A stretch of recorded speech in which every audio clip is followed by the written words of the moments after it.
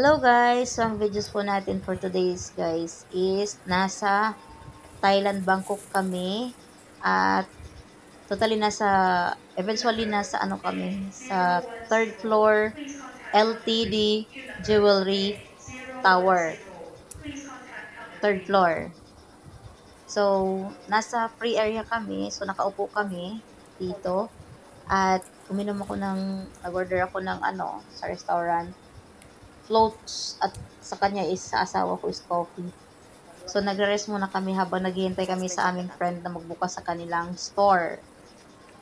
So makalat kami. Ayan. So bawal magkalat, bawal magdumi-dumi sa floor nila.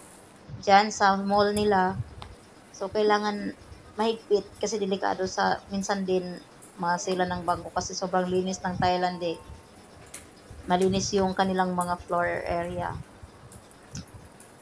So, ang ginawa ko, mag-picture-picture muna, mag-video-video, ayan, kasi para hindi ako mabuboring, naghihintay sa matagal na oras, mga 2 oras kami naghantay dito. Ayan.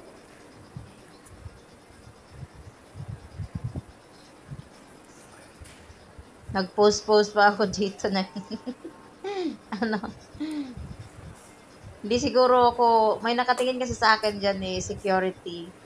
Siguro sabi ng security, hindi pa pakalit ang babae na to. Hindi, alam ng security kasi yung cellphone ko nakaharap sa akin. Alam niya na nagbo-vlogs ako or nagpi-picture taking ako. Ayan. May time talaga guys na nagbubukas ako ng videos ko sa maraming tao. Minsan hindi rin. Pinipili ko lang kasi yung lugar na parang walang sisita sa akin.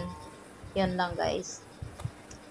Minsan kasi sinisita ka, diba, mas magandang yung alert ka na, yung alam mong walang sisita sa'yo. Minsan nakakailang magbukas ng video dyan sa loob.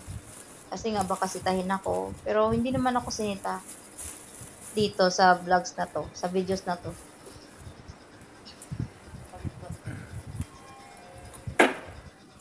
Si Habi naman, nakikijoin lang yan sa akin. Ayan. With memories. Kasi alam niyang makulit ako.